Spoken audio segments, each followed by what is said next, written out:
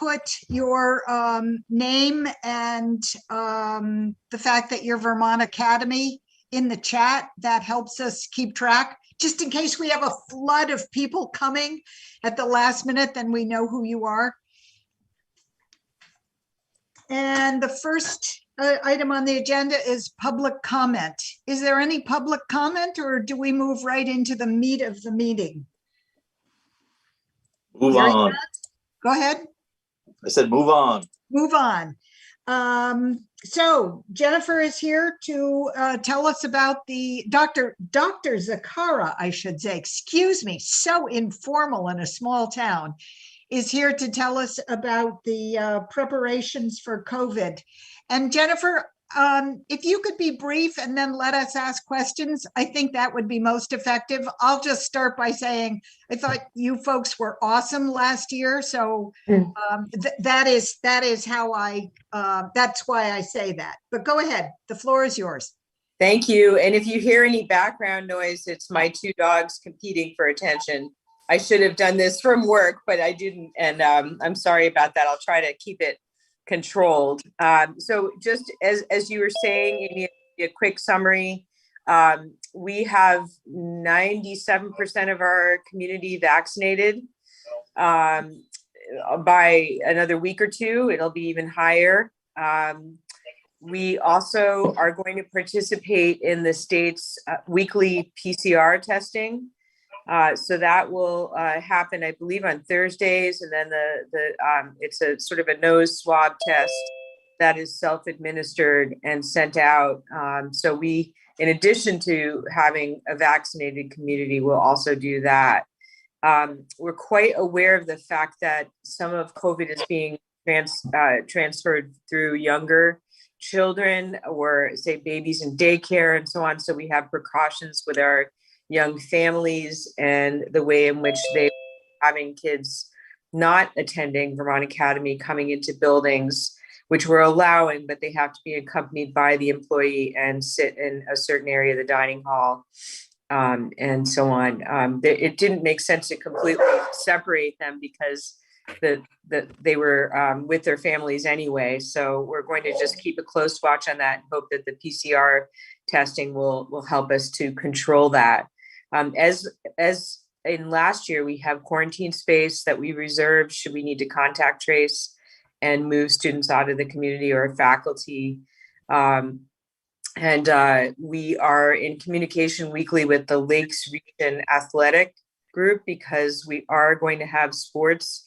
In fact, we already started, but the league made a rule that no unvaccinated players can compete.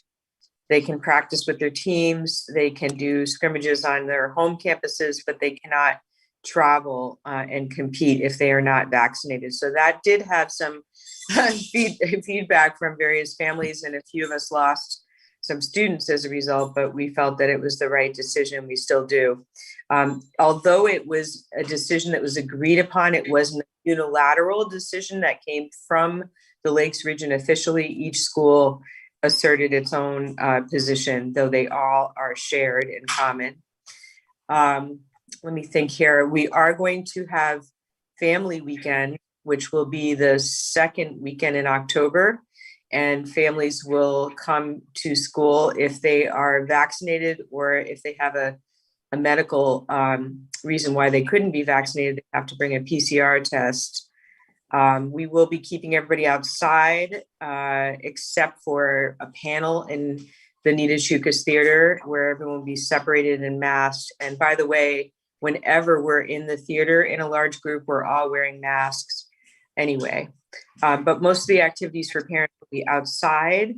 And then we probably will have video conferencing and so on there.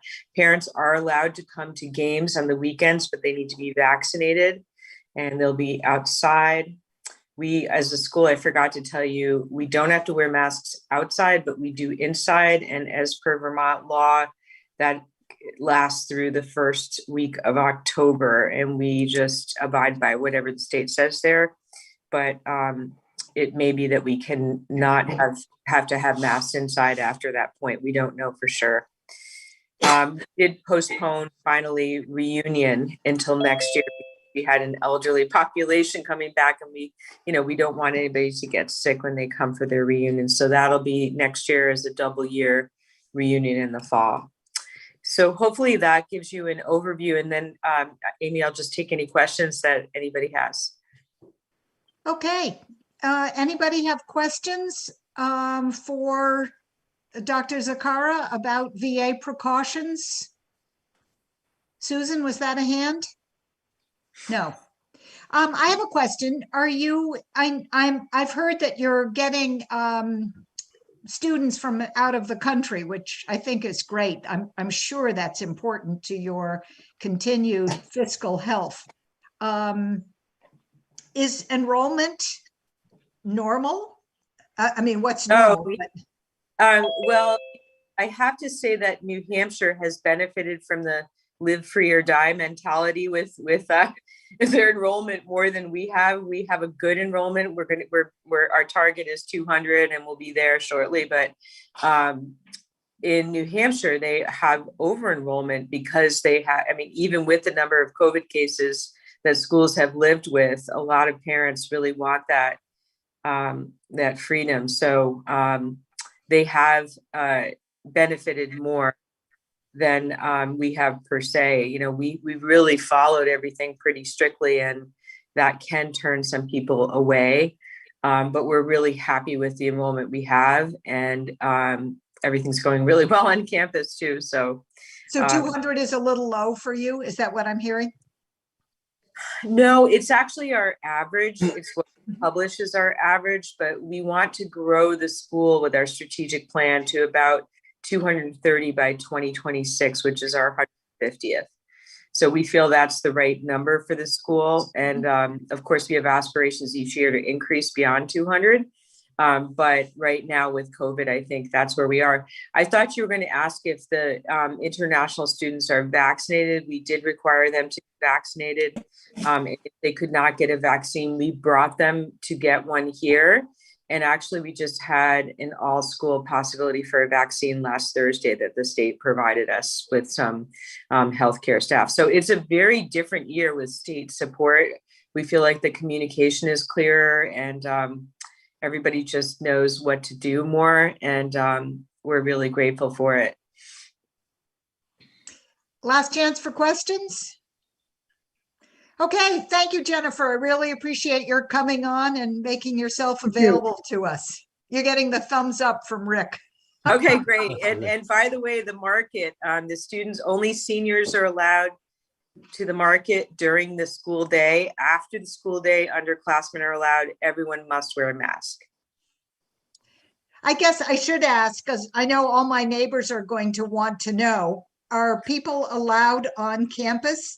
So, the signs were so clear last year. We could wander up Shepherd Lane, but that was it.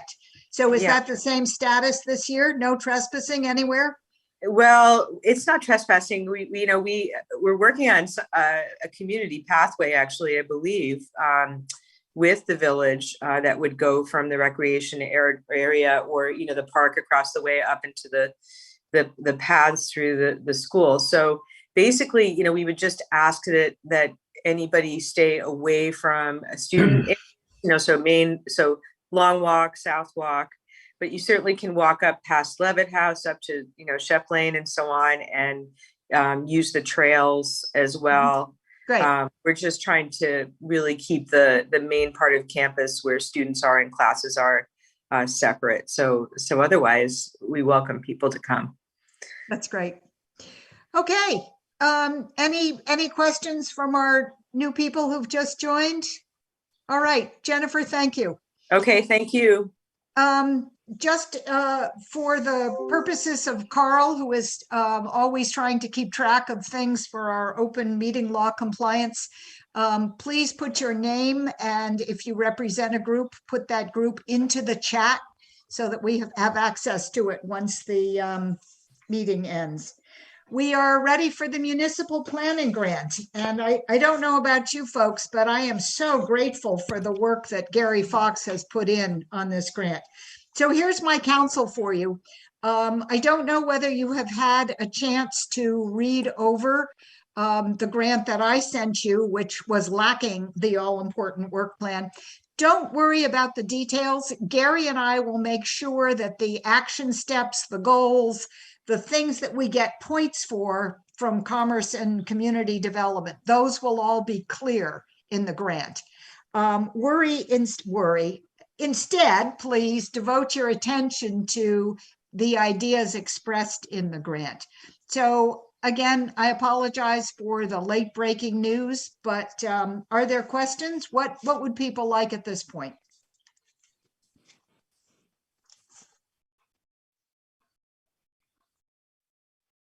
Sounds like we're good to go. Carl, you have a hand. Yeah.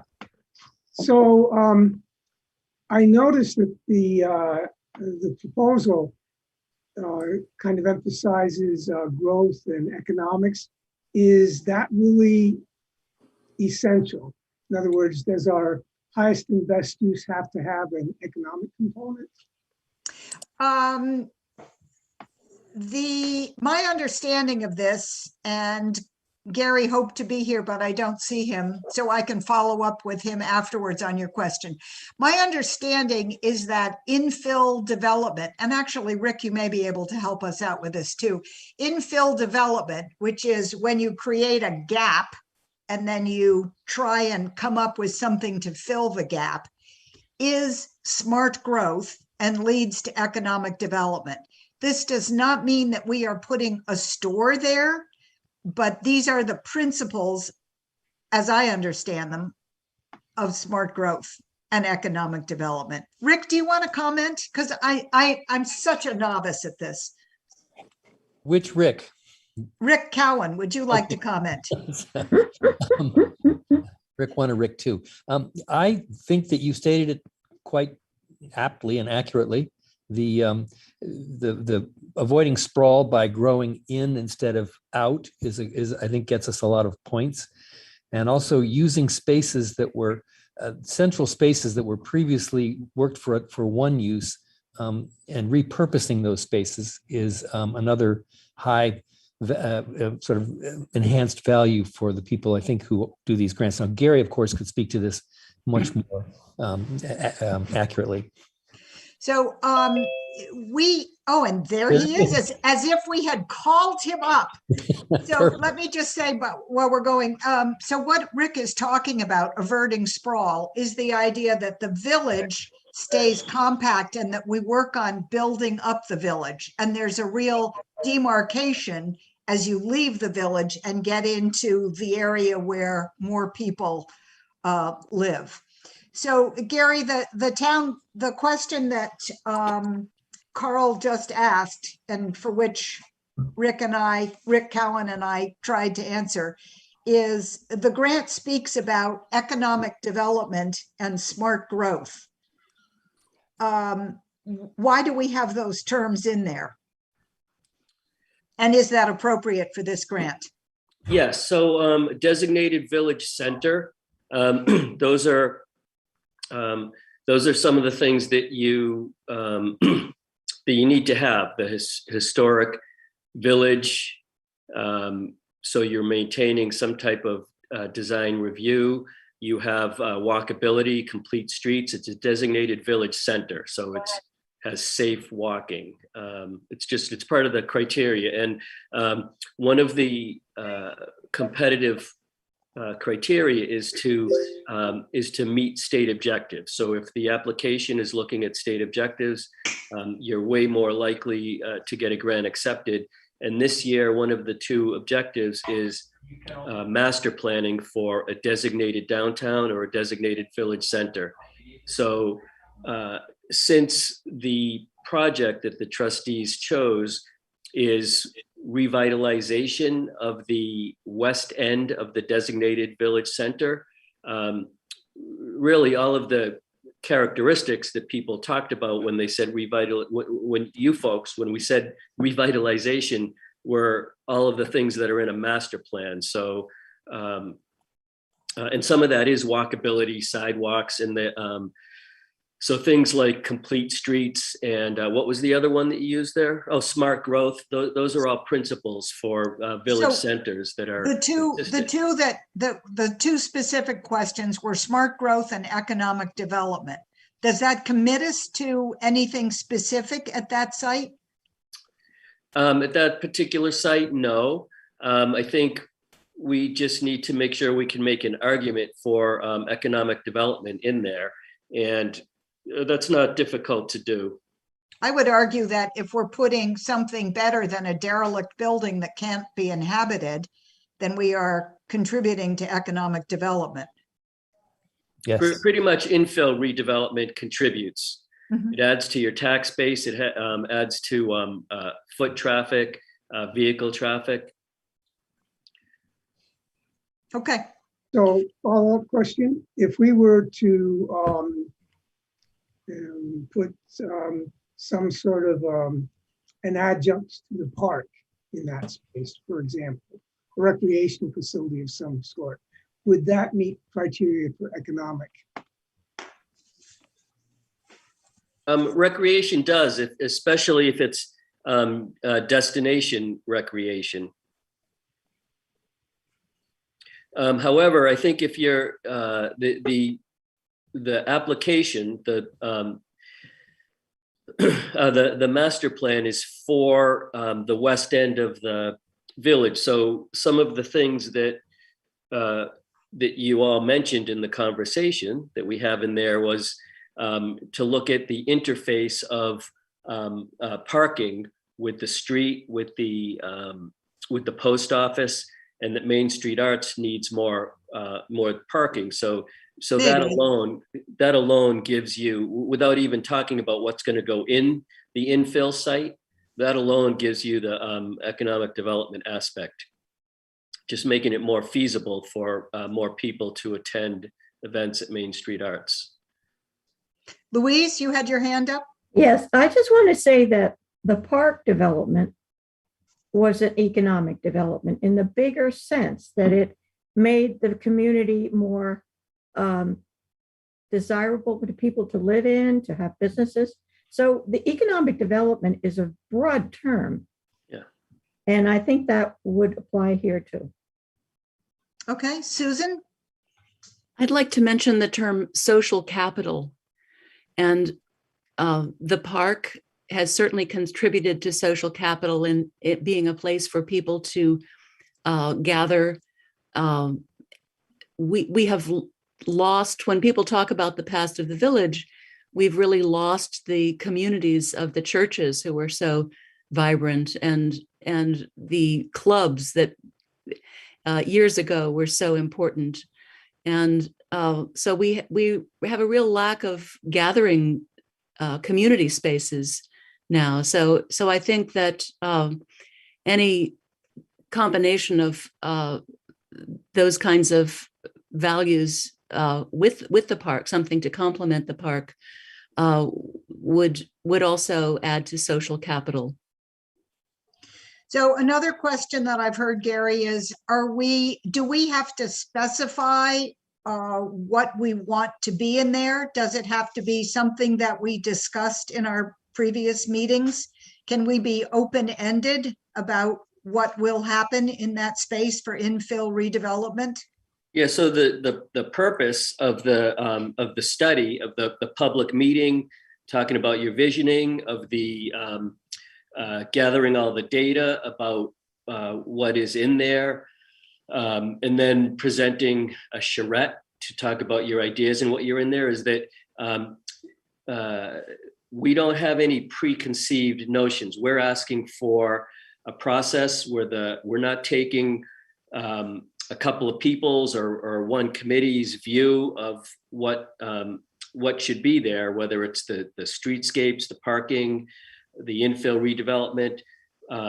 We're looking at it with a blank page, and we're taking the input from the community meeting, and then design aspects from the charrette. So yeah, there's no constraints from what's gone before. So there'll be a public meeting where the vision is gathered by the consultants, and they'll come back and they'll talk about the constraints. And okay, people were talking about X, Y, and Z, and here's why X and Y will work. Here's some constraints of why Z is not possible in this site. So they'll present all those, and then you'll do a charrette. But there's no sticking to just. We're not saying in this application. We want a fire station and we want it now. Right. We're not saying we want either a fire station or a apartment complex, and give us those alternatives. You could say something like that. I don't think it would. Yeah, you could say something like that. Well, I'm certainly, after the discussion we've been having, it seems to me, and making sure that fire station comes up and gets chewed over thoroughly would be helpful, but that's my talking, and maybe not anyone else. So the integrity of the project, saying that we're having an open community process, you really want to say that in the public meeting. So you want to make sure that you're there and you bring that up. Okay. Next, Carl. And then that's how you ensure that something is in there. Every one of you can make sure that something gets in there simply by showing up and getting it in there in the public meeting. Yeah. Okay. So next, Carl, and then Rick Cowan. I wonder if you could talk a little bit about a charrette and the mechanics of how it would work. So the consultants are really the experts on that. I am not. I have participated in a lot of charrettes, and I've seen a few different mechanisms used depending on, if there were 3 specific options or if it was an open book. But basically, the consultants will take. Why don't we walk? Do you want to just walk through the work plan and say what each piece does, because the charrette builds on the earlier pieces. I want to jump in first and say, basically, Carl, a charrette is a meeting. It's a group of people coming together, being presented with information and meeting on that topic. I keep thinking that it's an easel or a piece of furniture, but it is a community meeting. I understand that. I'm just a little bit more curious about the mechanics of how such a meeting would take place and how it would be organized and what would be. So let me give Rick a chance to ask his question, and then we'll go to Gary walking us through the work plan. Rick? Thank you. Gary, were we to get this grant, would it strengthen, and we went through the process, would it strengthen an application we might make for future funding of whatever the village decides should go there? Yeah, certainly. That's one of the purposes and outcomes of a planning process, is that it gives you a document that supports your funding applications for implementation. Thanks. Okay, so if there are no other questions right at the moment, we'll have Gary walk us through particularly the charrette, but I think the work plan. Would you like me to share that, Gary? Sure.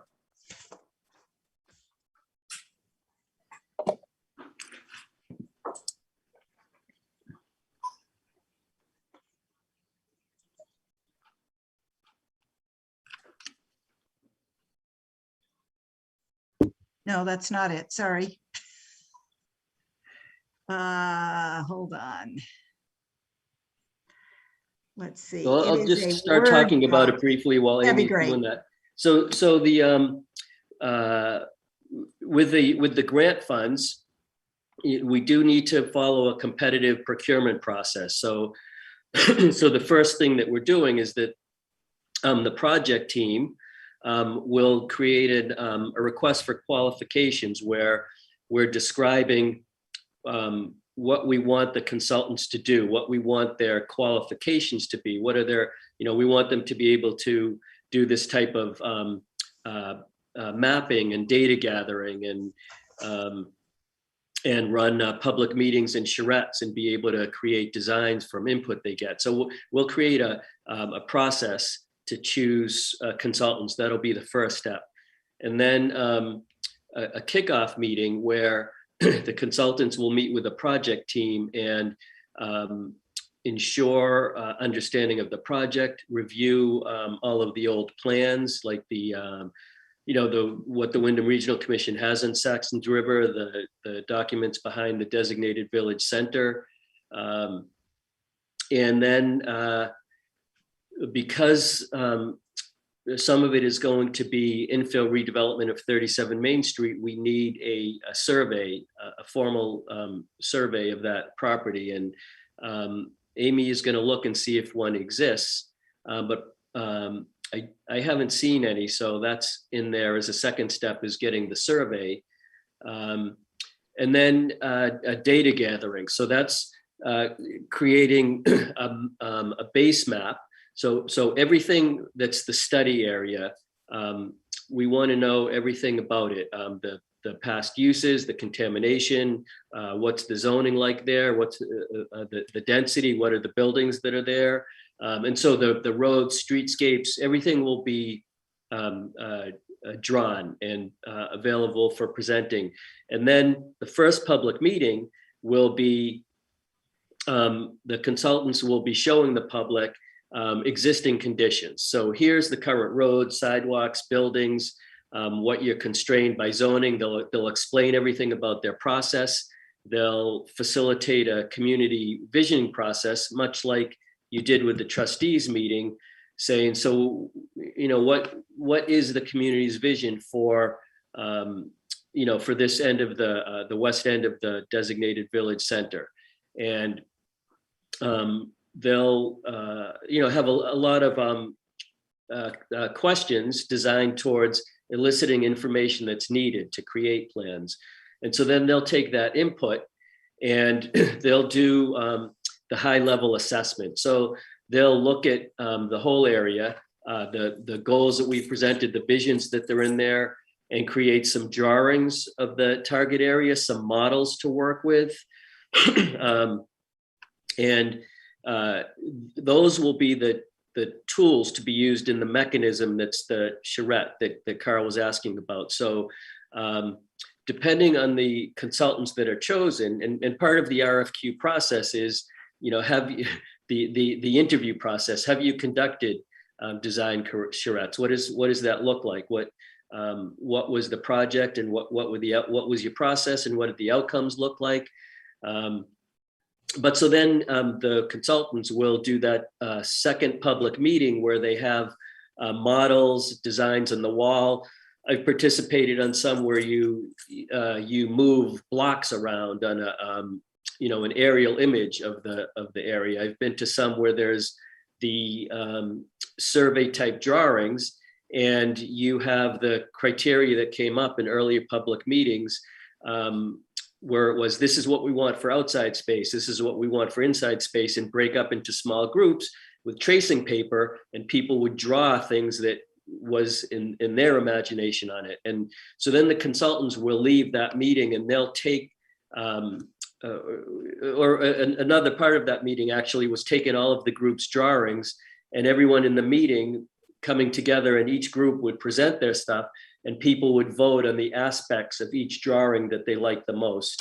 And then the consultants will take those and combine the input with existing conditions and constraints, and they'll come up with a few final products that they bring back to a final meeting. So these are, if we're saying we want to, 3 options as our deliverable, they'll bring those back based on the charrettes and the voting. And then, developing some initial strategies for implementation. So they'll take those, the end product, and say, okay, so this is what you would need to do for an implementation. And it might be that you start with an archaeological study, and then do some well testing, say if it wasn't an area with a water system. But so then their recommendations for implementation will be, okay, here's the steps that you need to take to implement, option 1. In this sequence, here are some funding opportunities that fit that project. and here's some rough designs of what you're looking at. And, you know, it might be 10 or 20% designs. It wouldn't be anything that you could construct off of, but it would give you that roadmap that you could take to a funder, whether it's to present to the public for a capital campaign, whether it's to, you know, go to grant opportunities. You have that document to bring there. And so then they'll create those, review those with the project team for some final editing, make sure there's things are on target and it's what everyone felt that they concur. That's what the community was looking at.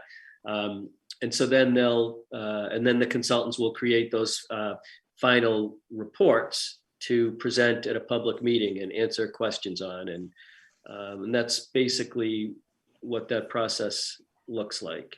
And yeah, so that's it in draft form. It can and may change a little bit based on input here, and also based on reviewing it with Chuck, with our planning administrator, and with the state, both of whom have expertise with these pieces. And that's it for me in the descriptions there. I'm going to stop screen sharing unless people have details they want to see. Carl? Yeah, so the consultants will look at this input and recommend your 3 final options, which then go to the team. And then does the final report address 1 option, 3 options, the best option? And where do we go from that final report? Gary? Wherever you want. I mean, then it's, you know, you have those, you have the work product and you choose what you want to do with it. Like, that's up to the community saying, well, this is what we want to go with. I mean, and it can be that part of the final report, each option has pros and cons, like why you might want to do it, why you might not want to do it, or what are the costs and benefits. You know, different consultants will have different ways of evaluating them, but another way of looking at it is we can ask them to have a first, second, and third choice in their view based on criteria. And then you would have a preconceived, okay, this was determined based on costs and benefits. This was determined to be the best choice, second choice, third choice.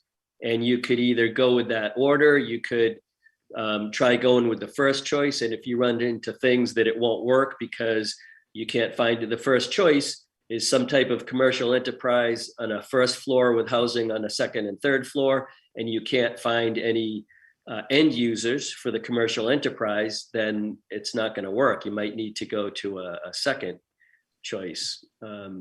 So there are a lot of ways to work through those, you know, the next options that you get. But I do think you want to have some options presented out of this endpoint, and not just have one choice saying, okay, it's going to be a fire station and here it is and here you got it, because then you go to build it and you end up with the community not agreeing on it, and nothing ever happens because you had one choice only and it turned out to be something that people couldn't get on the same page with, and you have no second thing to fall back on. And so what would you estimate a time frame for getting to that final report and getting to the community to look at? Yeah, good question. I'm going to say like 6 to 9 months, but again, this is a draft, and as we agree on a draft and work through it, we'll be able to put a timeline on it. But certain things do certainly have a time frame, like an RFQ process. You need time to distribute it and allow proposals to come in and questions to be asked and respond to questions. And then you need time for after the questions for final product. And then you need to have a review committee look at them and choose consultants you want to interview. So each set of steps will have a time period in them that it's mostly sequential. And so once we have a final work plan, we'll be able to go through that sequence and put a timeline on it based on when grants are, funds are available from grant awards. So Rick, I see your hand, but let me interrupt just for a moment. Gary and I went in to talk to Scott Pickup to make sure that this met with his approval, that we could use Gary's time, probably Chuck Wise's time as we move forward. And he said, yes, he envisions that we would find out about the grant towards the end of 2021, perhaps in December, and then we could begin working on it January, February, March. So I think these things tend to have a life of their own, but I certainly don't want to have anything happen in December. I think that's a terrible month for community meetings. So I would look forward to the planning happening January, February, March, and then the rollout of the actual stuff once the research is done after that. Rick, I'm going to let you speak now. You are muted.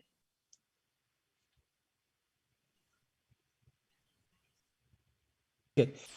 Gary, what would the role of the building's owner, Main Street Arts, be in the process? Good question. So I would say it would be important for the owner to have a representative on the project team. Okay. I have talked to Susan Still, who was here tonight, about the grant.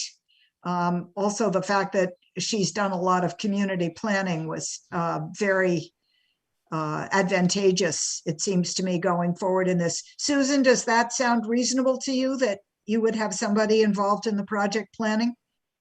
Yes.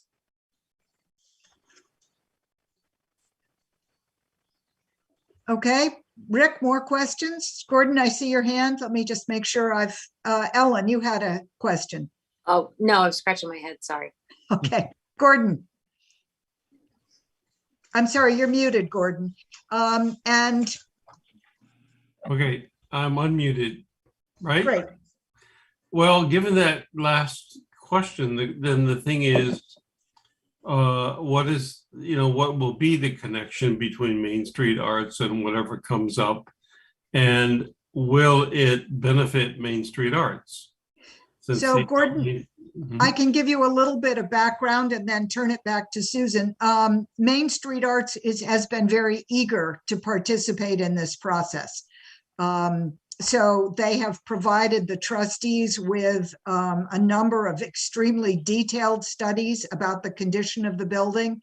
They have let it be known that they do not want to use that building. And in fact, at this moment, they're clearing it out so that it will be an empty building.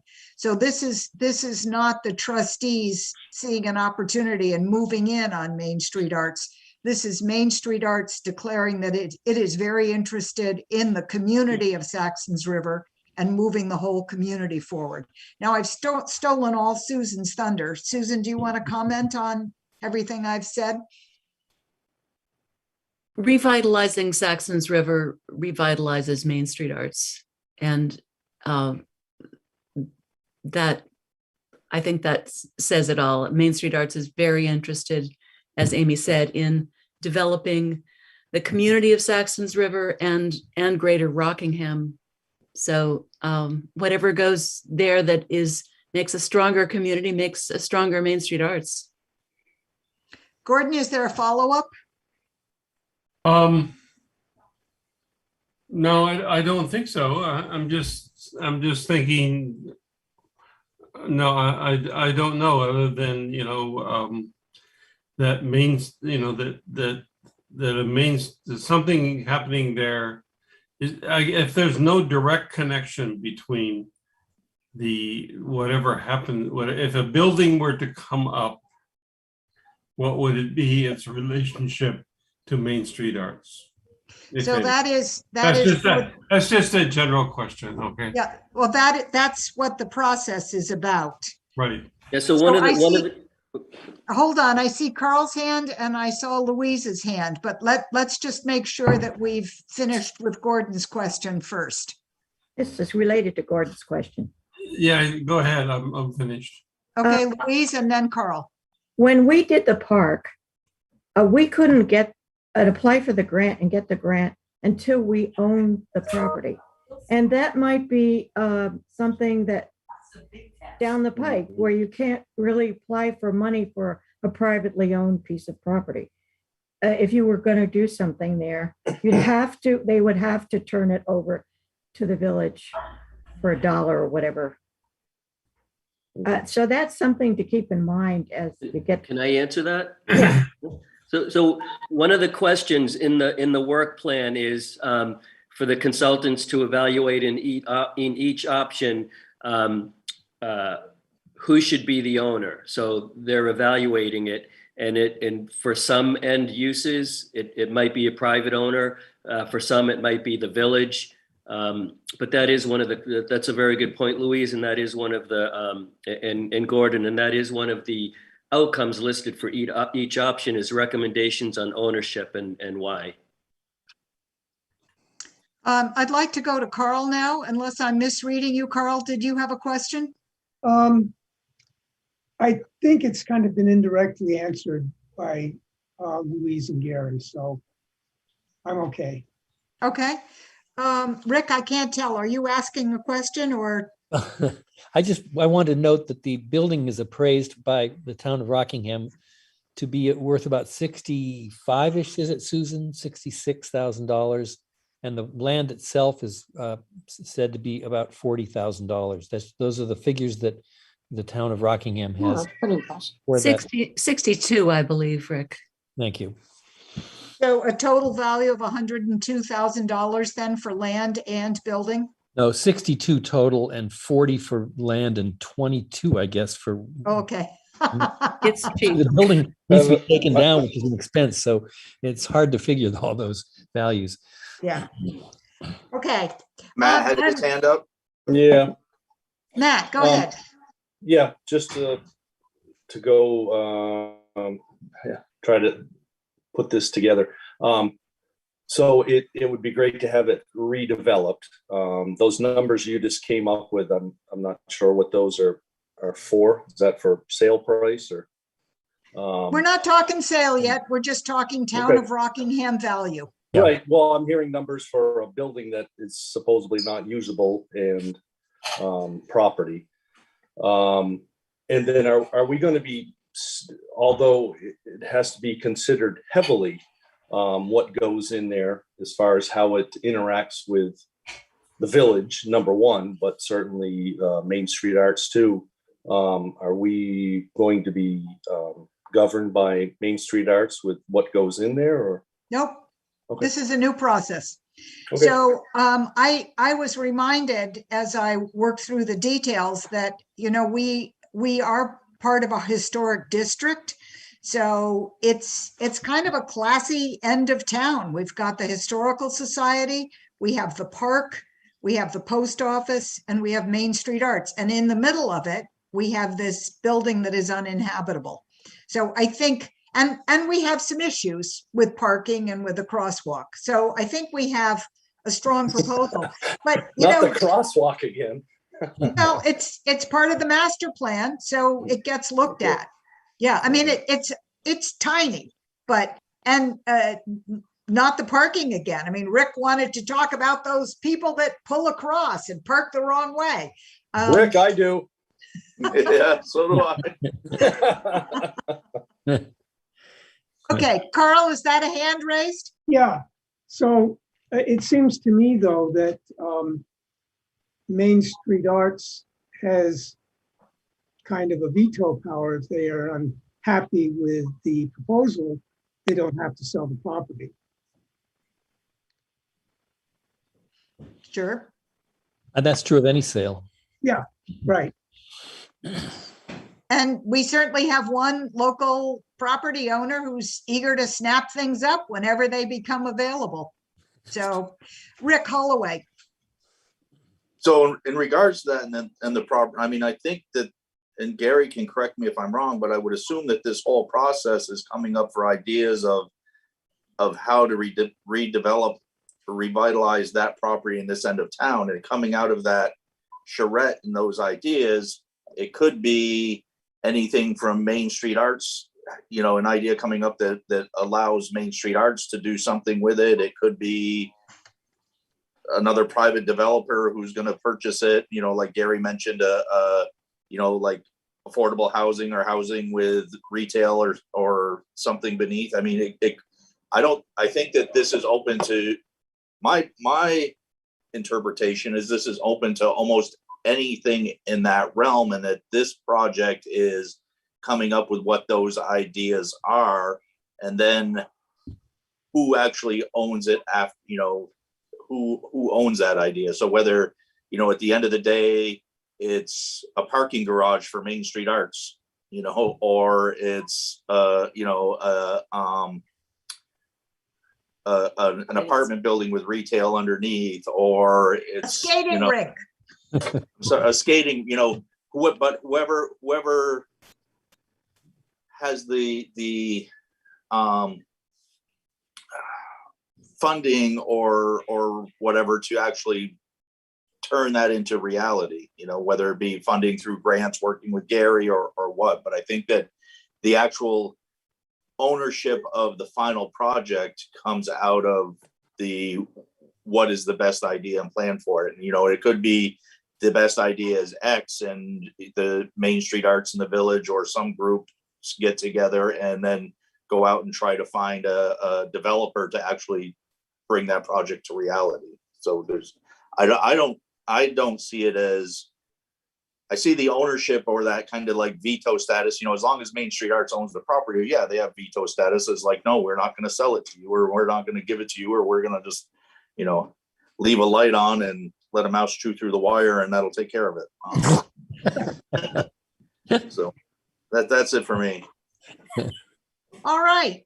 And I guess I should offer the alternative. We did vote to pursue this at the last meeting, but is this discussion giving people cold feet? Do you want the idea of, do you want to back out, Matt?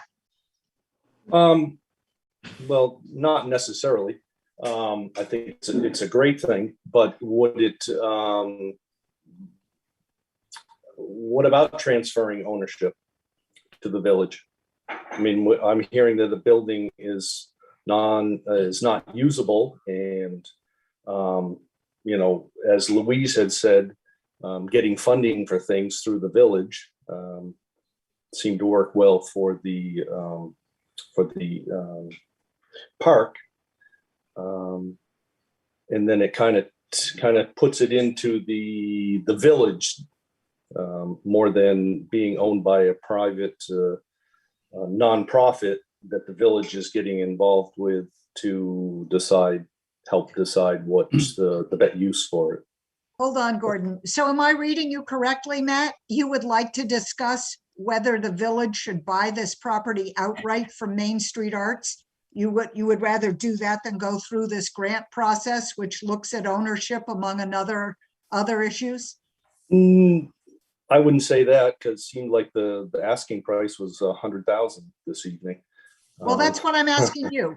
So I don't see that happening. If they want to turn it over to the village for $1 and then be involved in the process of the redevelopment, then maybe it makes it simpler. But well, I think so far we've got a process that we're discussing, Right. and I'm not eager to short circuit that unless people want to back out completely. Yeah, that's where I'm coming from. Gordon, did I see your hand? just kind of, I just want to ask a stupid question, which is, what else does the village own on Main Street? Oh, gosh, I'm going to defer to Louise. I know we have, we own the park. We have some forest. Louise, are you willing to unmute yourself and tell us? The park The fire station, the former trolley, and the What? former trolley station It's at the fire station. Oh, okay. where Rick is right now. And the part of the Horan Park is outside the village, actually, mostly. That's behind. You go over the bridge towards Bellows Falls. That's right on your right, and goes. It's practically straight up. But that's all I can think of that we own. The rec, is the rec? Not in the village. Yeah, we own it, but it's not in the village. So I thought the question is, what do we own? But we own the I Saxtons River thought Rec. it was Main Street. What do we own in Main Street? Yeah. What do you, is that your question, Gordon? Yes.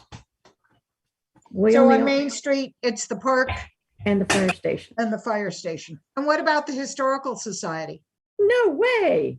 That's a You can- separate entity? Yes, Okay, you Good to can't have know. it. You can't have it.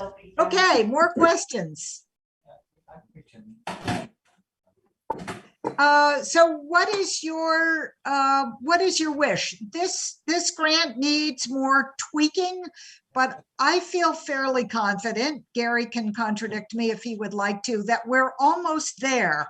So, and I can bring it back to you next week, but I think the kinds of changes are not what I would call substantive. They are things like making it read more smoothly and making the, so for example, there are references to goals and action steps that could be done more effectively with actually quoting the town plan or attaching a smaller document taken from the town plan. So those are the kinds of questions that I think will be answered by the next iteration.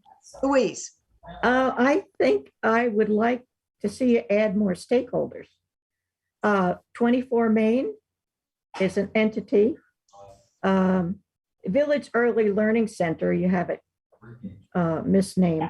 And the Montessori School, and what about the Saxtons River Elementary School?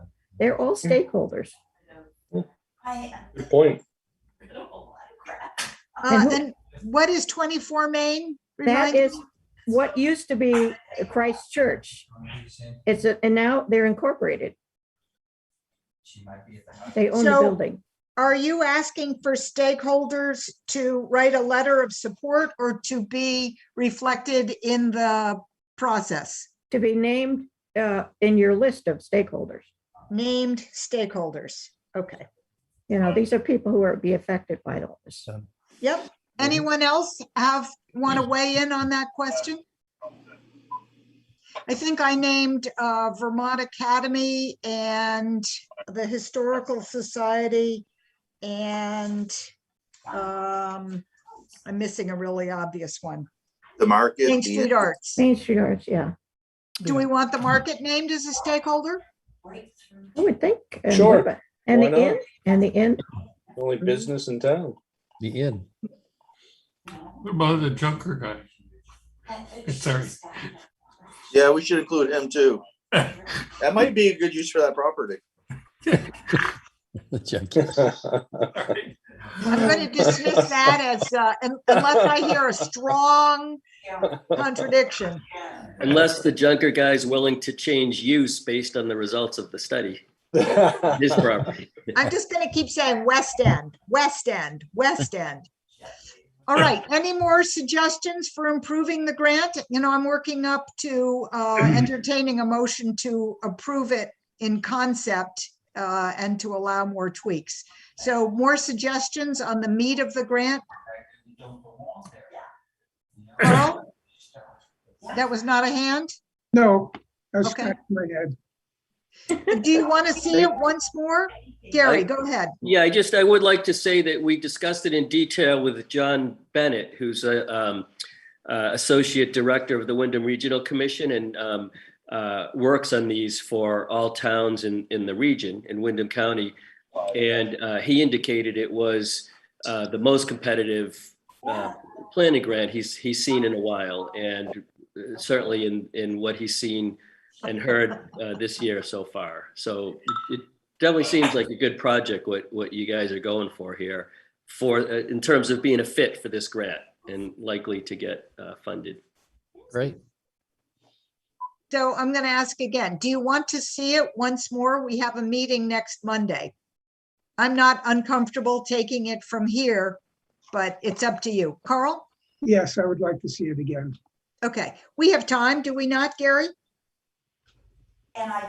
Yes.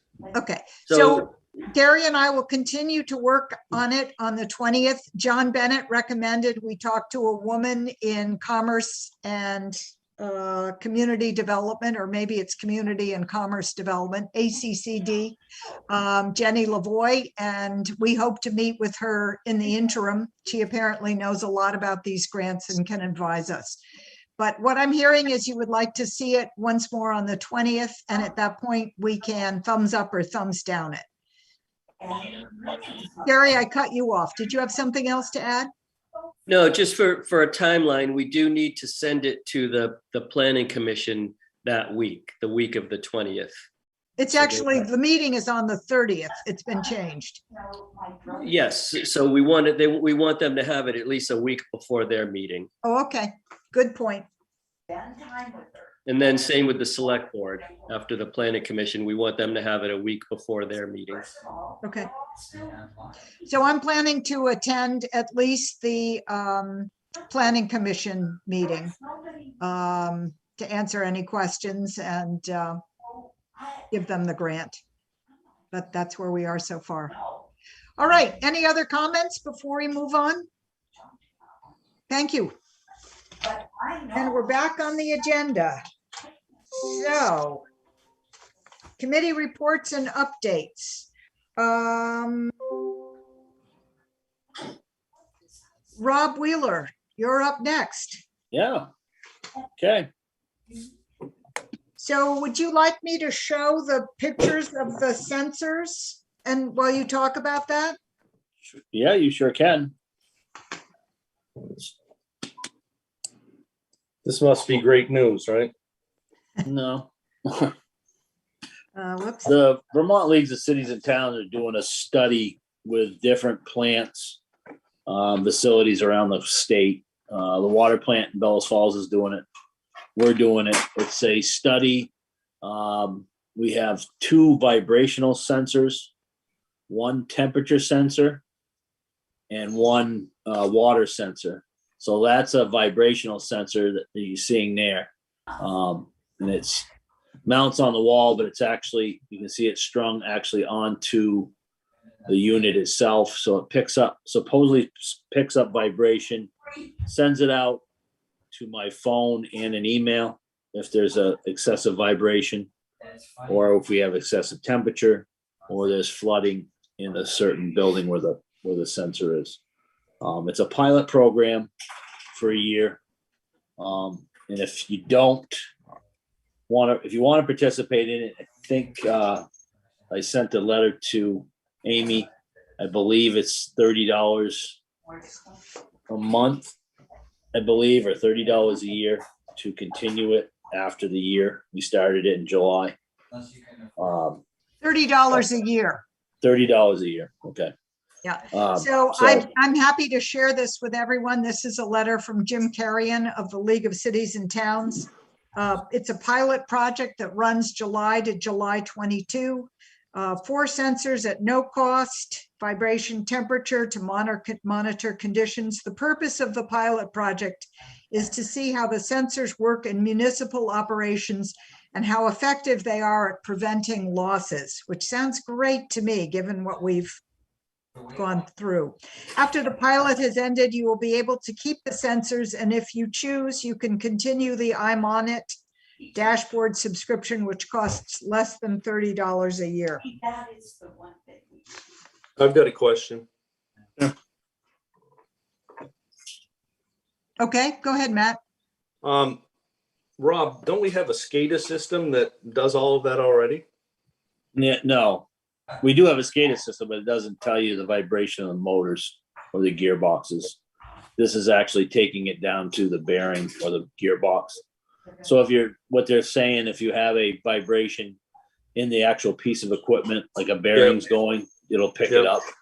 Or if there's water on the floor in the certain room where we put it in where the well system is.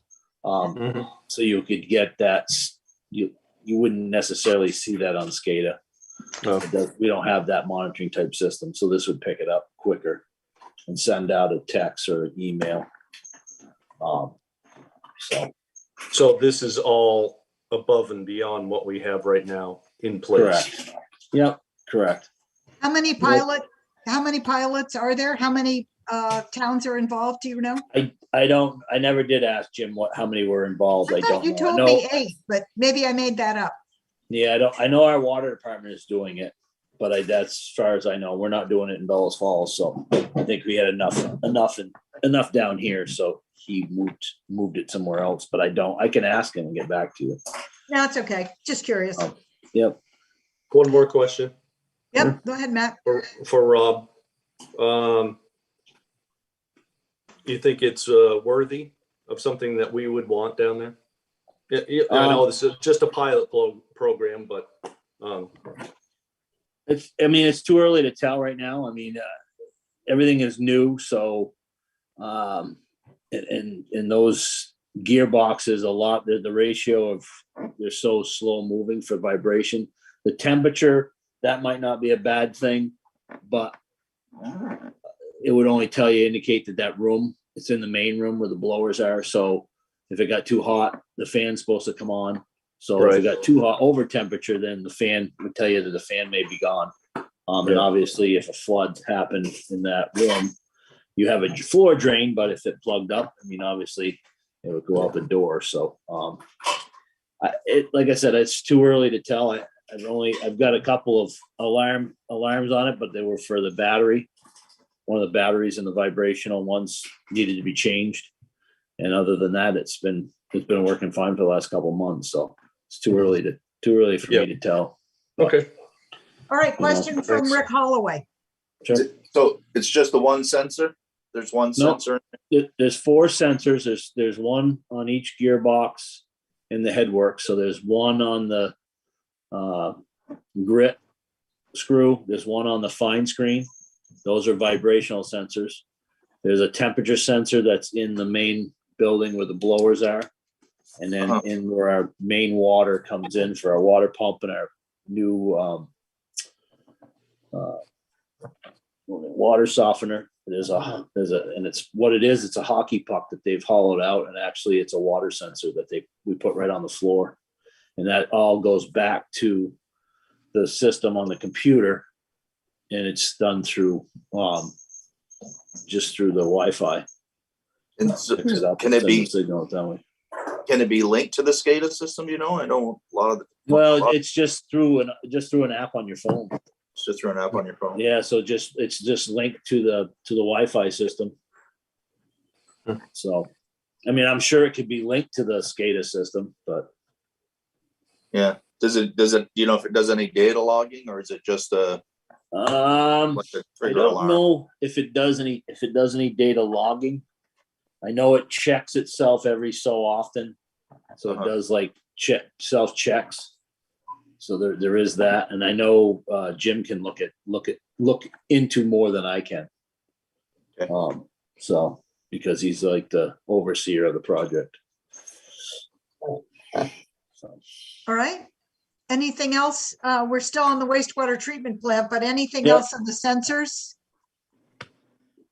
Okay. Brief report on replacing the valve, that very expensive repair that we're paying for. Yeah, well, the auto switch is up and working. I don't know. We had ordered, because we didn't know what was going to be needed. We ordered the electronic computer board or whatever your circuit board and the motor.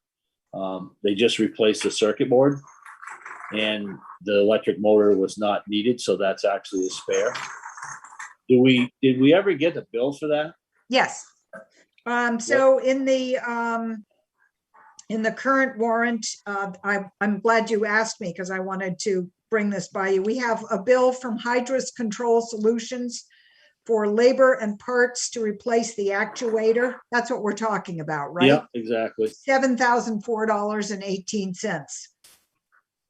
So just, Rick was very prescient, suggesting up to 8,000. And we also have, for that same time, overtime for 3 employees, and that's 7:30 to 8:1. Maybe it's 8:8. I'm assuming that's all the time. Yeah, we put together, it was just above and beyond and just the overtime.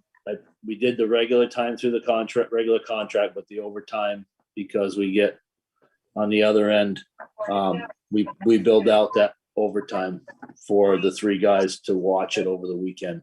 Yep, I remember since it that. was We had repaired. you coming down and making sure that the system didn't crash by doing it manually. Yeah, we had to keep the bugs and the bacteria going, so the system had to be run by hand. So we had to do that. Folks, you'll see that when we get to the warrant, it's about 12,000, it's about $1,250. So I'll show that to you in a minute. All right. I did go ahead. order the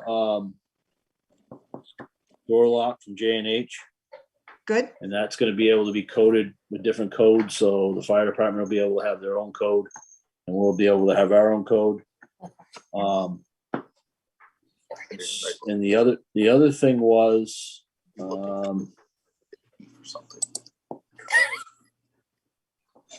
Pipe insulation? yeah, I had contacted the gentleman and gave him the PO for the date that he contacted me on for a PO. I think I copied you, Amy, on that. Yep. He's gonna order the stuff and see when he can fit it in the schedule to do the insulating of the air pipes. So Okay. I don't know when that's gonna happen. Okay, Carl, I think you had some questions about authorization to purchase spare parts. Am I right about that? Let's defer that. We're still collecting the data on that. So this has to do with the bond? This has to do with the grant, the USDA grant. Okay. And I know that I'm charged with collecting some of those expenses so that Carl and Ben have what they need to wrap up that USDA procedure. Is there anything else on the wastewater treatment plant? I want you all to know I had a special phone call with Ellen. She loves this discussion about the wastewater treatment plant. I learned a lot from Amy about it. The only other thing is, where are we at with the credit card? Do we ever make a decision on that? No. Okay, I just want to know, that's all. You don't care which bank, right? I don't care, as long as it works. Yeah. So Sarah's only concern, as I recall, was she isn't here to speak for herself. Sarah Campbell felt that if we had a credit card, it should be through the bank that we already do business with. She didn't want to have a new one. Yes. It hasn't been warned, but what's your feeling? Do you want to vote on it, or should I put it? We're going to meet in the next week. Please, if you have any objections, get them to me. I will speak to Sarah, and let's discuss it and vote on it on the 20th. Is that all right with everybody? Yep. And you want to refresh our memories, Rob? This is important to you because it's just different vendors. You can go online and purchase stuff that we don't have accounts at. It's just, there's only certain places that the village has accounts locally. And sometimes you go somewhere else and get something a lot cheaper. And you just don't, your hands are tied of, oh, wait a minute, they don't have an account there. So if you use a credit card, then you sometimes can save money. Sometimes when your regular vendor is out. we love saving money. Yeah. Well, yeah. Sometimes when your regular vendor is out of supplies and you need to go find it elsewhere. Exactly. I mean, that's the other thing now is whoever's got it, whoever can get it to us. The other thing that I'm going to be trying to work with, and I don't know if you guys have an issue with it, but one of our vendors is charging $88 for shipping, no matter what you buy, from a small package to a big package. They don't want, and they seem to be packaging it individually and charging the $88. So if we can, and it's a lab supply company. So if we can buy together between Bellows Falls and Saxtons River, I'm trying to do that. And then we can just split the shipping costs. But it's just, I've got to call into them because I got another package today and it was like, if they're thinking about charging me $88 for this one, I'm going to lose my mind on it.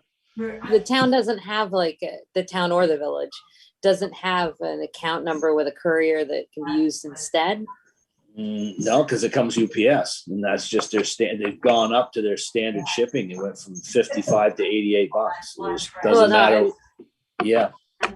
Yeah, I was just wondering because if we had an account number for UPS, then we can provide it to them and then not have that kind of expense. Cost. No, I can certainly ask that.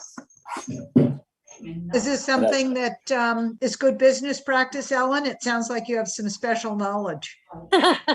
Yeah, I deal with this a lot.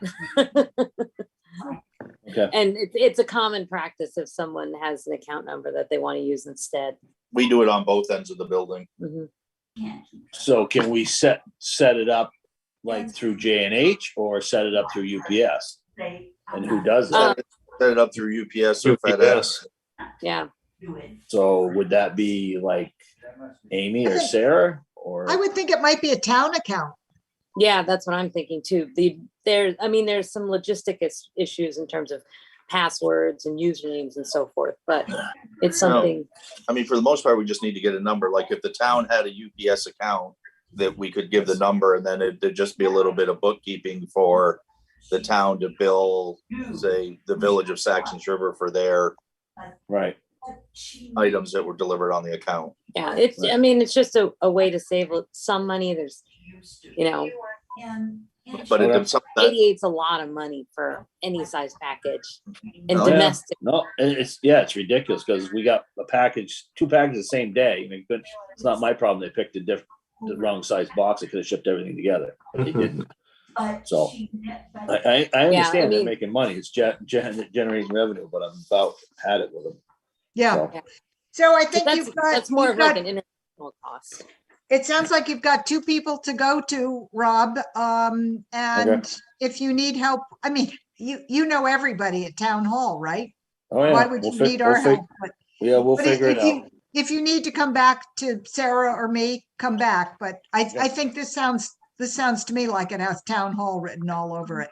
Okay. And maybe it would help in some other, I don't know how many supplies we order throughout the village and town. Well, I mean, I try to keep stuff local, but like the lab supplies, there's nobody local that has what we need. So we have to order it. So well, Rob, if you have any questions, Rob, I'm happy to help with it too. Okay. No, I'll look into it and see what we have for account. Anything else on the wastewater treatment plant? Okay. Gordon, go ahead. Yeah, I think it's really important because the wastewater treatment plant is where the village of Saxtons River really comes together. Isn't it? This is where we're all united. It should be a new party spot. You guys are laughing, but I went the day after the flood and the gates were open because everybody was in there working. And I thought, we should really have a tour sometime. It's fabulous. And it cost us a lot of money. So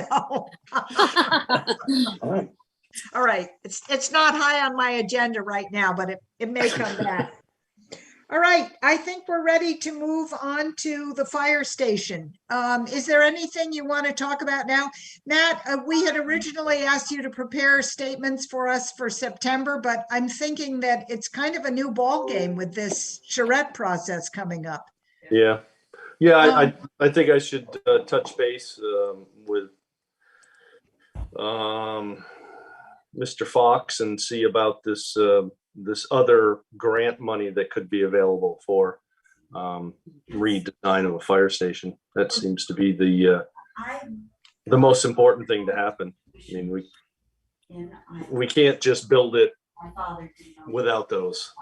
Yeah, well, he mentioned the USDA. I would remind you that they call it a grant, but it is a loan. So. Oh, really? Oh, yeah. Just so you know, going into it. Any other questions on the fire station? And where do we go to find documents and research and all the things that have been done? Louise, do I have that in a file here or several files? His dad. I'm sorry, you're muted, Louise. I'm asking you questions, but My dad. As far as the history of trying to build the new fire station? yeah. Oh, United States. Yeah, there was something. I'm trying to get Gordon to mute because I keep hearing Gene in the background. Oh, I can mute him. Mute Gordon. Yep, I can do that. It's Gordon, just, I'm muting you. You can't do anything about it. You're muted. Go ahead, Louise. what was the question? Oh, where are the files? You have Yes. everything. I don't have Okay. anything. And are they in the boxes or are they in the, I think they must be in the boxes, I guess so. What's the alternative? in the filing cabinet. Oh, no, they're in the boxes. Okay.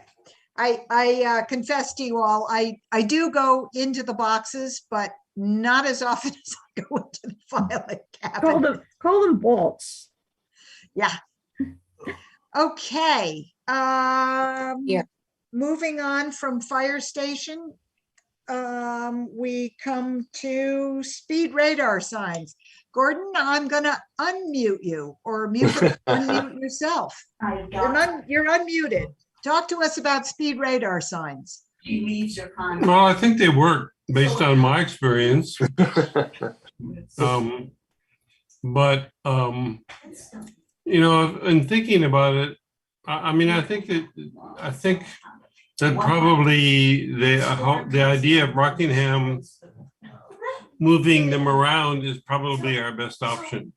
Okay. I put a petition in, and it got 22 signatures with the village market, which is probably pretty good. Most of them were from up here, and Well, the insurance covered the roof, of course. the thing is that when there's a hill, people speed up on the hill, and we have the hill that comes up to South Saxons River, and we have the hill that comes up to Pleasant Valley. And people speed up to go up the hill, and then they just keep speeding on, as far as I know. But so anyway, I think if Rockingham is actually going to do what they seem to say they're going to do, we'll just sort of leave it at that. Okay. At this point. We have received, to my knowledge, one donation, a check for $50, which I gave to Sarah Campbell to deposit. I would like your authorization to return that money to the person who donated it. Since it was given specifically for the radar signs, which at this point we're not buying. Oh, okay. So it can't go to me, in other words. No. Nice try. I've got a question. I put the petition in the market. No, fine, that's fine. I'm just joking. Okay, I see a question from Matt and then from Carl. Go ahead, Matt. So the town of Rockingham was asked about this, and they're doing what? My understanding is they're purchasing 2 mobile radar signs, and we are in line. I believe Bartonsville is using them first. I don't know that they've arrived. And then another location wanted them. What happened was there were enough people saying, gee, that sounds like a great idea, and we need them too, that the town made the decision to purchase 2 and make them available. So these are the trailer type ones? Rick's giving me the signal. Go ahead, Rick. You know more than I do, obviously. My understanding is absurd. they're buying signs similar to the ones that we have installed here in Saxons River, the solar ones, but they're not buying them on a trailer, that they're going to figure out how to make them portable and movable. So whether they're going to be pole mounted or post mounted or mount them to a telephone pole or what they're going to do, I don't know, but absolutely absurd. They're buying a couple of solar powered speed radar signs and figuring out a way to make them mobile. so that they can be placed in different locations around town from time to time. But they're not the trailer type. They're not the trailer type. Because the trailer type is pricey. Well, yeah, They're that's right. Oh, boy. Huh. That seems This foolish. seems to me a lot less satisfactory than what we were looking at it. Signs permanent for our specific location. Yeah.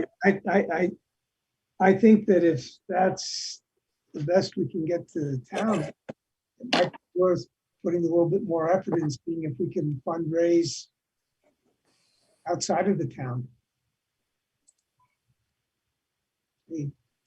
Oh, do we know the schedule? Do we know how it's going to be distributed and how much time it's going to be in each place? Do we know that? No. I don't know. So I believe the quote that you found, Rick, I just used my email to yank it up, was $5,820 per sign. What? That they just purchased? No. Rick went independently and found a quote. Was that a single sign or was that for 2 signs? It's got to be for 2. We had Sure it that was for for 2. Radar speed sign with programmable message display. Oh, you're right. I'm sorry. Quantity 2, each $3,250 plus a battery and a solar panel and a delivery charge. So the total for 2 is $5,820. It was a 2-bedroom condo. So each Made it doable. is more like $3,200. And you just. What's your pleasure, folks? You know, people. Well, Gordon, I emailed Gordon and Peter and Madeline, and I'm not sure who else was on the kind of the citizens committee, and asked, what their desire was. And at that time, the desire was to wait and see what the town actually came up with and did. I don't see the town getting anything accomplished until spring, personally. I don't know why. That's just my kind of what is in my head from what I've heard, what they're doing and my understanding of what they're doing, because they didn't even really, at the time that they talked about this, they didn't even have a plan as to how they were actually going to mount them or what they were going to do. They were just, so it's not a very well thought out. What I know of it is not a very well thought out plan. At the very least, like kind of what Matt said, I thought they should invest in if they're going to buy it, invest in a cheap trailer and build their own trailer mounted one. But something. But trying to figure out a way to mount them on posts or something just doesn't seems like it's going to, even after, I don't know when they plan to actually purchase them, and then when or who is going to engineer a solution for making them portable. Right. So if we see anything by next May, I will be stunned. Okay, well, I'm going to leave it to you guys to prompt us at some point, maybe in May, maybe earlier, that if you want to return to this question. All right? Okay. I had a question. Okay, Gordon. It's another kind of stupid question, but there's somebody brought up the idea of a speed breaker. I'm sorry, what? Speed breaker. What is that? A speed breaker is a signed is put into the road so that you have to slow down, and it slows the car down. If you go over the speed breaker too fast, your car will not like it. So like a speed bump? Oh, Speed bump, exactly. Well, like they have down at Keene State. there's a lot of different, yes, Keene State has them. A lot of places have them. It's just it's a cheap solution, which probably has a lot of liability in it too. I don't know what that would be, but I think it's hell for snowplows. Yeah. Bicyclists hate it. It's not, to be done right, it's not really that cheap of a solution, because we'd have to get a paving company to come in and. Now we'll sell it Yeah. to the farm. Well, Go ahead, Matt. So that. I get, if we're getting nowhere with the town of Rockingham, then the village is gonna have to take this on themselves, I guess. And so the next best thing is at the next village meeting, annual meeting, is try and get money in the budget to purchase a couple of them. So let's bring it up later. That gives us a little time. We have to have the agenda for the annual meeting. I think it's 40 days ahead. And I'll have to go back and read all that documentation that Louise left me to see when we set the date for that meeting and when we have to have the agenda. The 3rd? 30 days? 30 days. Okay, moving on. Amy. Go ahead, Carl. I'm sorry. I didn't mean to cut off discussion. For clarification for the minutes then, we are returning the donation we received and suspending collection for the signs. Yes, Okay. if no one disagrees. fine. Okay. I'll keep the petition. So in case. That'd be great. Okay, Village Park. So just a quick update. It looks like we may have the application form and the policies by next meeting on the 20th. We have changed mowers. So at the moment, Andrew Dunbar is mowing and doing the circle. I foolishly wrote today to say, hey, could you mow it? I'm a little worried about all the rain. And the answer came back, mowed last night. So I think we're in good shape. Anything else on the Village Park? Okay. ARPA update. So the first report is due October 31st. I'm starting to get on top of those requirements. We have received the money. As you know, we are not allowed to build a fire station with that money, which is too bad. We have tentatively identified a water infrastructure as a use for those funds, although we may also be involved with a larger Rockingham water infrastructure grant that Scott Pickup is working on for state funds, overall funds on ARPA. This is the American, oh gosh, can somebody help me out? Rescue Plan Act. Yeah. It's the money that is given specifically to this municipal organization to spend on 4 purposes. So I'm wondering, would you like a meeting at some point to be educated? I can send you to the League of Cities and Towns. I've been trying to bit by bit get myself a little more up to speed on what we can and can't do with these funds. Remember that we have a couple of years to decide what to do with them, and then a couple of years more till I think 2024 to actually spend them. But we can't, it's not as simple as, oh, we could retire the debt on the wastewater treatment plant. No, it's very specific what we can and can't do with them. So what's your pleasure? Do you want me to send you stuff to go and watch? There are, videos, seminars, information. Matt. How much money are we talking about, or we don't know? Oh, no, we know it's a lot. I mean, it's not a lot. And you mentioned, just to follow back up a little bit, you mentioned something about water facility or water infrastructure. So what does that mean? So one of Carl's concerns is that we have water issues in Saxtons River and we have no public water supply. So he is part of an investigation, and it appears that Scott Pickup is doing an overall ARPA application, not our money, but Rockingham money, that looks at exactly those issues. So as you know, I'm sure better than I, there are a number of private water sources in town. Right.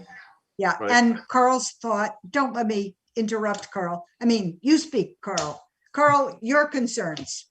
Well, this was a thought I had for the planning grant, that we might look at just the general water infrastructure in the village, where people get their water, whether or not it's adequate for economic development, what improvements might be made. One of the main issues is fire hydrant supply and sprinklers. So it turns out that all of the firefighting water for downtown comes from VA. We have an agreement with VA to tap into their line for the fire hydrants, and the inn has a separate deed for their sprinkler system. So my thought was maybe we should look at, is this adequate? What happens if the VA water supply system is not enough? They have the option to cut us off in 60 days, I think it is, if they decide it's not adequate. And when this came up as a subject for the planning grant, Gary Fox said, well, better to spend ARPA money for that. And VA and the town of Rockingham are looking for grant money for an engineering study to look specifically at the VA supply, their storage tank, their water main, which would affect us because we tap off of that. It just seemed to me that it might be worth our time and somebody else's money to look and see what the village could do for itself. So that's where it came from. I got a question. Yeah. Okay. Yeah, so we kind of ran over this last time around. So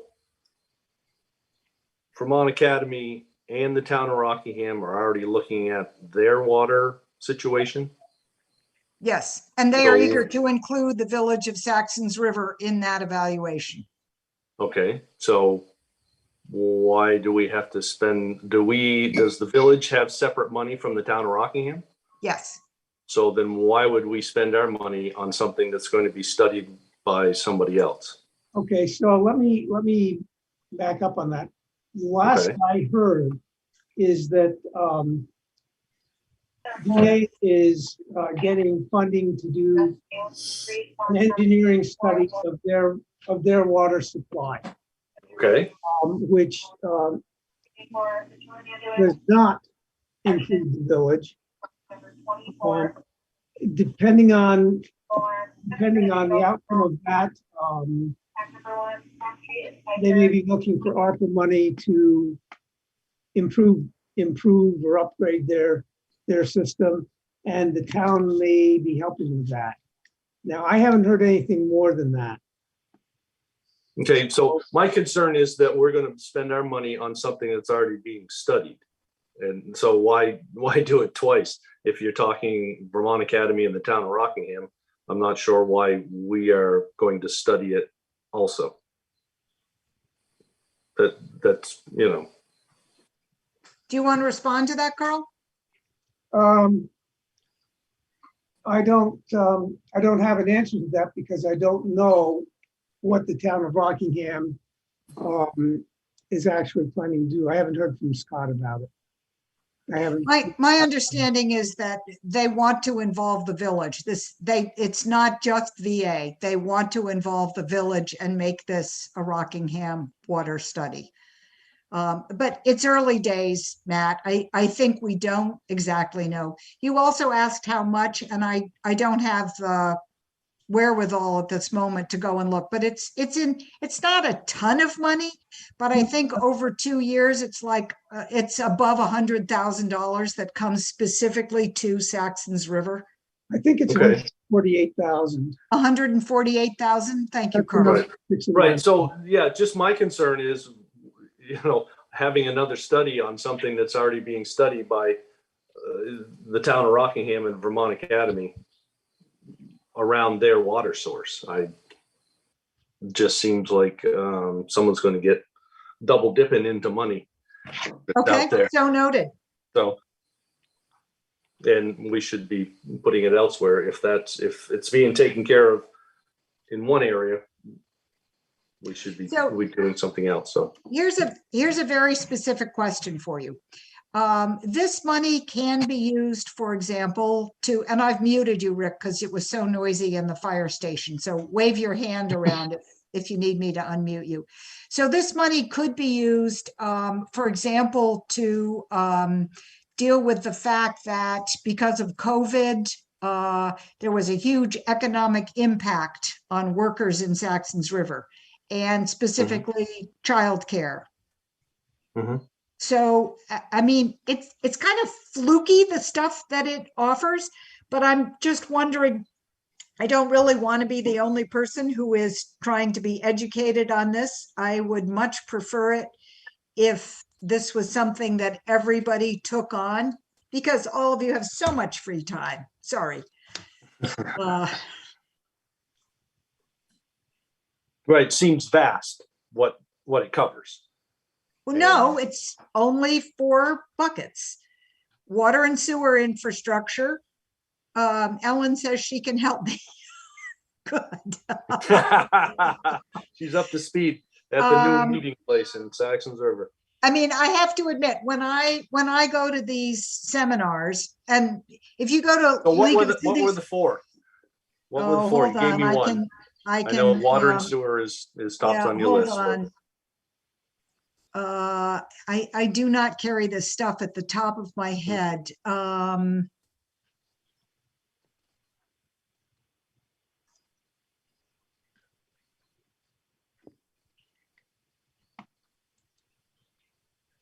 Hold on. How may my town, city, village spend the funding? 4 broad criteria: to respond to the public health emergency or its negative economic impacts. Here, hold on, I'll share my screen with you and you can read this for yourself. Hold on, share screen. And it's this one. So this is straight off the League of Cities and Towns website. They're frequently asked questions on the American Rescue Plan impact. 4 broad criteria: to respond to the public health emergency or its negative economic impacts, including assistance to households, small businesses, nonprofits, aid to impacted industries such as tourism, travel, and hospitality. So you'd have to show that it was COVID, but that's one. To respond to workers performing essential work during the COVID-19 public health emergency by providing premium pay to eligible workers. So, for example, if we had a hospital or a well, we don't. I don't think this applies to us, but if we had a residential care facility or a public health organization, that one might be useful. For the provision of government services to the extent of the reduction in revenue due to the COVID-19 public health emergency. So if we could show, now we did have some problems collecting, I think it was sewer bills, but we put those people in touch and we were able to collect money for some of those revenues. But that's the kind of thing. If you can show that routinely you would have collected revenues, but you weren't able to because of COVID, you could.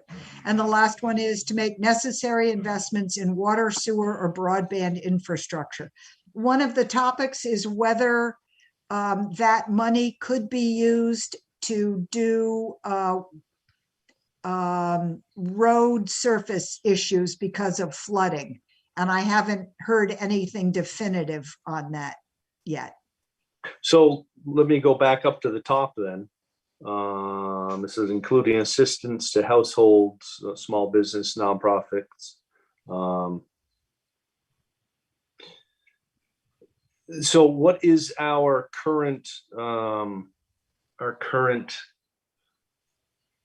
unpaid on sewer and village taxes? So if we have households within the village of Saxtons River that weren't able to pay their sewer bill or their village taxes, I would assume that would fall into that category. Actually, there is a separate program for that, but the requirement all right. is that it has to be somebody that lives in the building that applies for it. Right, So right.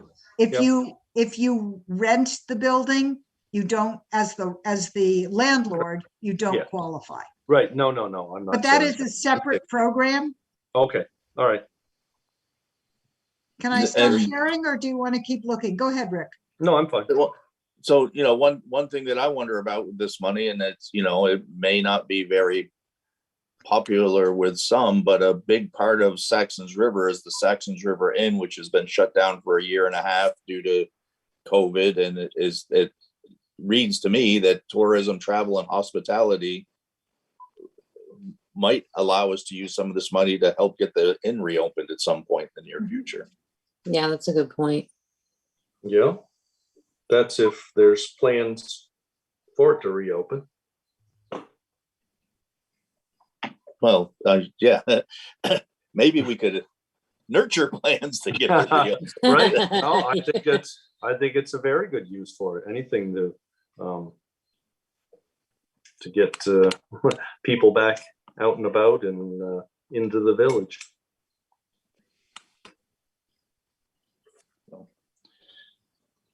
I think it needs a lot of thought. The items seem very odd. The necessary investments in water, sewer, broadband infrastructure seem like out of align with the other three in a way. I know. Well, for example, let's say we discover that out of this purported cooperative effort, we see that there are some basic things to the tune of $148,000 that we could use to invest in public water infrastructure. Perfect use for it. Aligns exactly. I mean, $148,000 is not a lot of money in this area. Am I correct? You're correct. Yeah, that's what I thought. But it's some. Sounds Okay. good. I'm not hearing any, maybe what happens now is somebody talks to Sarah. I'm just going to leave it that League of Cities and Towns has quite a bit of information on this. If you wanted to pursue it individually, I think that might be helpful. I am also hoping as we go forward that other towns will demonstrate amazing things that we can copycat. We can also throw our money to a larger, we could return our money to Arpa, but we could also sign our money over to Rockingham or to the village of Bellows Falls. So those are possibilities as well, if it turns out that we do not have our own project. Okay, hearing nothing, I'm going to move on.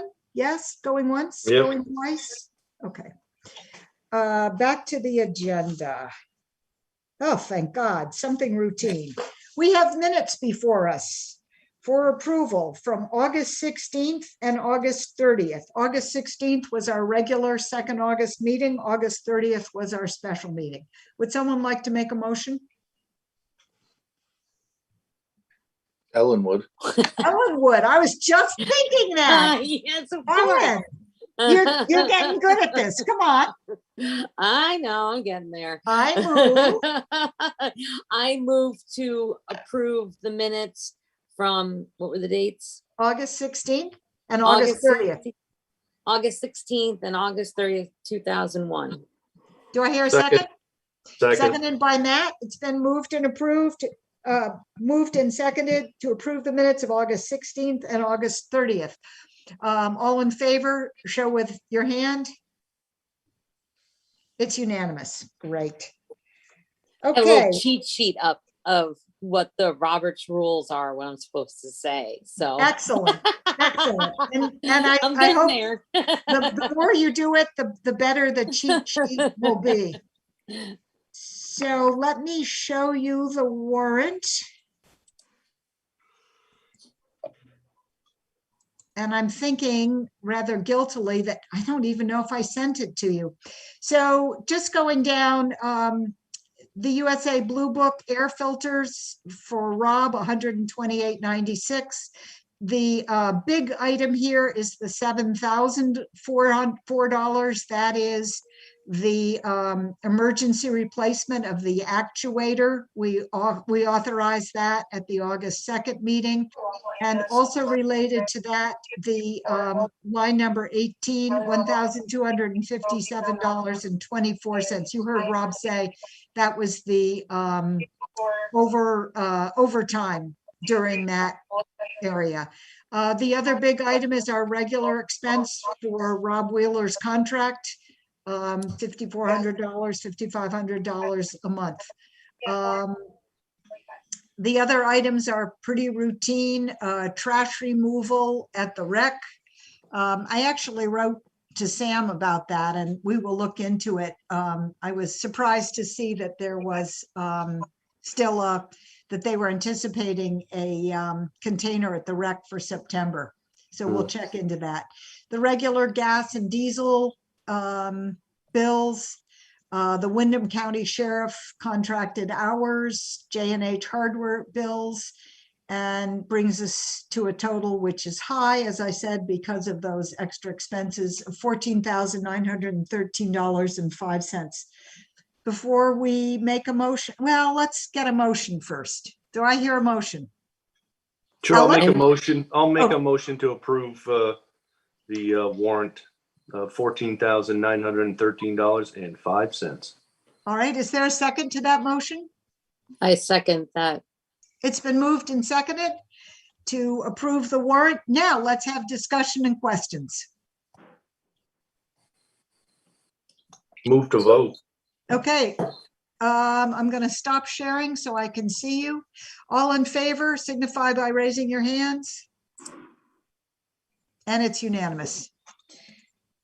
Okay, other business.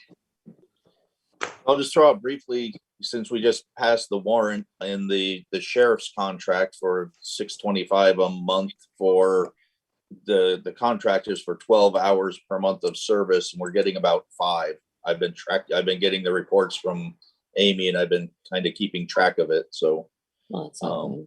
at some point I'd like to talk about that a little bit further, but I just put that together this morning when I got the most recent report from them for the hours they put in. So unless I'm missing something, we're averaging about 5 hours per month on our 12-hour per month.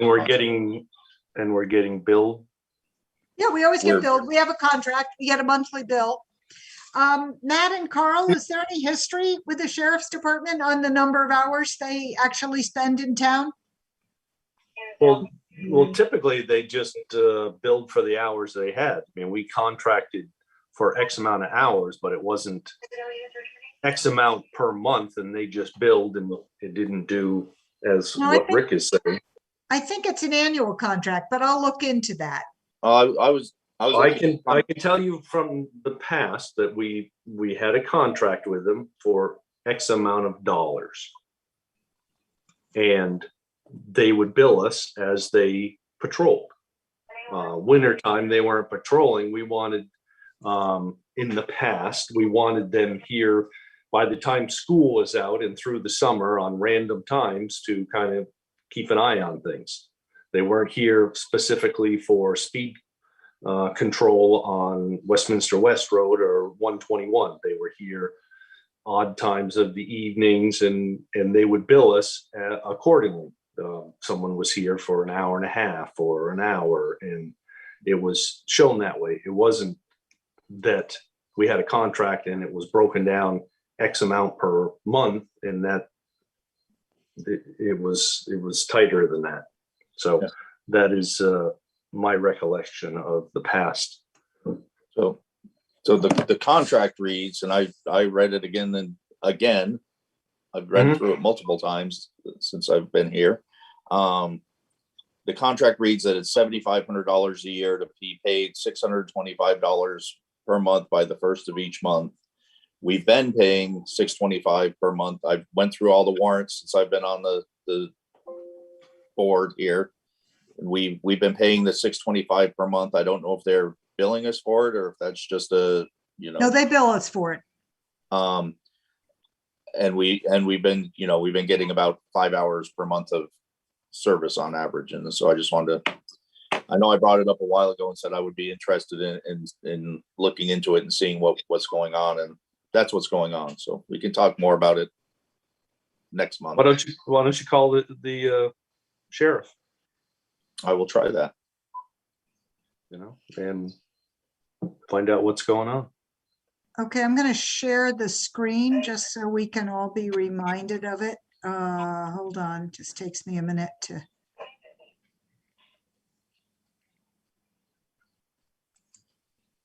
Share screen, and there it is. Oh, maybe this is an old one though. I think this is the same though. Our rates will remain the same as last year, $41 per hour. 52 because we're less than 2,000 hours or something. Okay. Yep. Yeah. So that's the new one, right? So this July. is the current contract. Yeah. Shall Yeah. run from July 1st to June 30th, 2022. This will be coming up in October, so this is a good time to ask these questions.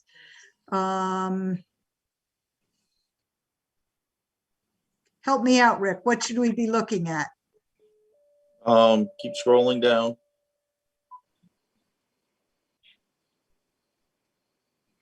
Keep scrolling down. And so One of we'll- 6.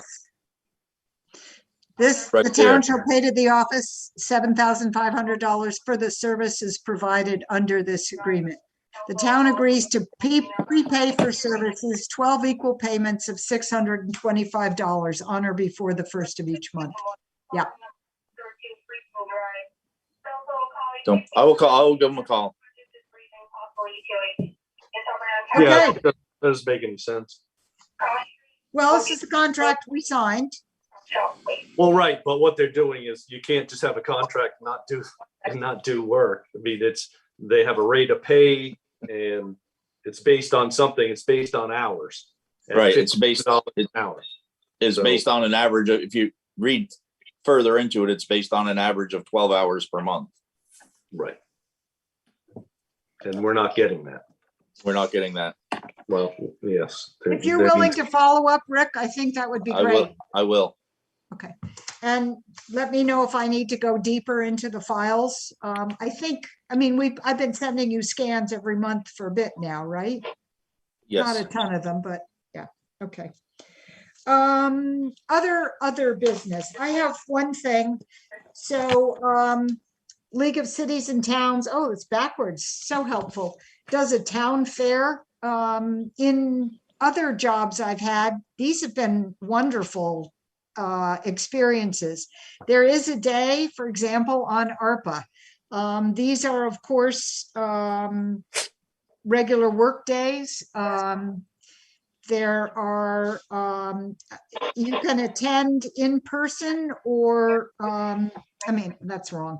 You can attend in South Burlington face-to-face, or there will be a Zoom option. So does anybody want a copy of this sent to them? I can scan it and send it to you if you think you might be interested in attending.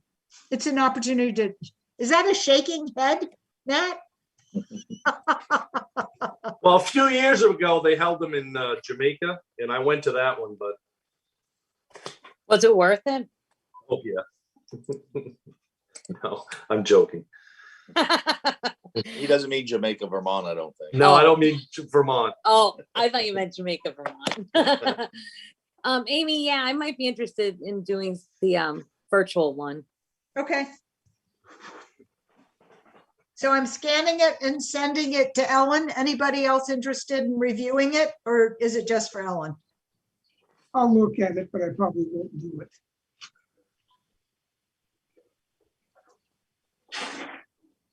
Okay. I mean, I found their trainings helpful and very practical. I don't know, over the years, it seems to me they're right on the mark in terms of useful information that you actually need to get your job done. So maybe that says the Yeah. chair needs to attend. Items for the next meeting, September 20th. So we're gonna revisit the municipal grant. We are going to hear from Rick. Oh no, this is 1 week away. Is that too soon for the sheriff, Rick? You want to wait until October to do that? Yeah. Okay. What else for next week? Just regular stuff? Yeah. Wouldn't it be amazing if we had a really short? Yeah, every Monday, I don't know. Okay, I'm thinking we have no need for an executive session. Motion to adjourn. Is there a second? Second. We're adjourned. Thank you all. Thank you. Bye.